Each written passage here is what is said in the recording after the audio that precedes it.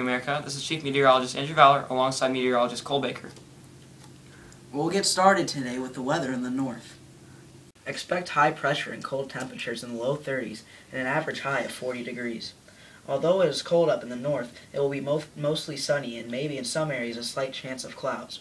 Also, do not expect any fronts. Expect the same weather tomorrow as well.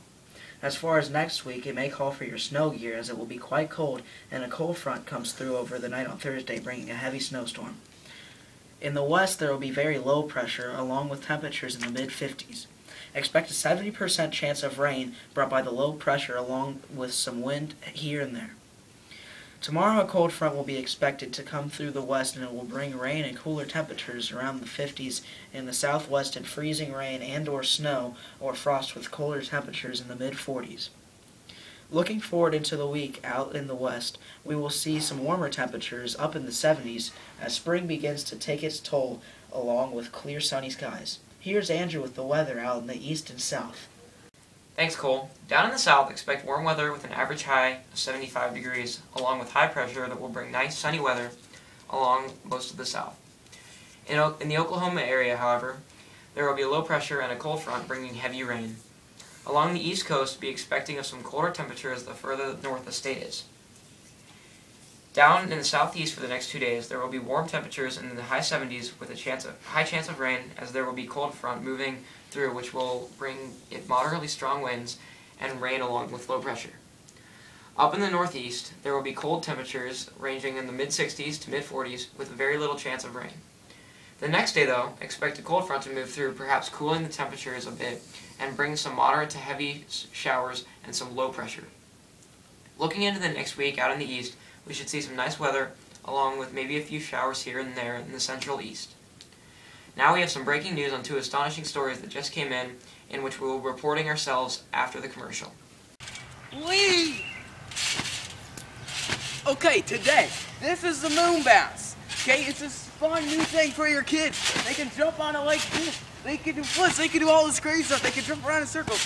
What it is it's basically just a normal trampoline.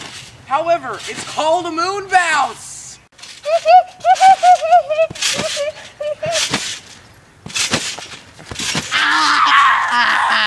The moon bounce sucks! Harass that little loser on your block. Stop it! You little dweeb! Stop it! Stop it! Is not responsible for any broken bones, pierced organs, any odd skin discoloration or hair discoloration or anything, or pooping out a monkey, that kind of stuff, and nothing that happens to you on the moon bounce is our responsibility. Don't forget throwing up blood. Oh yeah, throwing up blood or throwing up your brain. I don't know how you can even do that, but oh well. Oh yeah. Your spine just spontaneously popping out of your back, or you just jumping straight through the moon bounce and dying. I don't know, just anything that you can do on this moon bounce. I mean, we just found this thing in the dumpster. The moon bounce! It sucks! We have breaking news for you tonight. A new species has been discovered. An endangered species scientist group located in Eastern Asia has found a mixture between two different leopards. The amber leopard and the snow leopard have made the first offspring to be discovered. Both of these leopards are located in Eastern Asia, so scientists say it is likely for them to mate when their populations are so scarce. We have a reporter named Cole Baker to speak about the topic.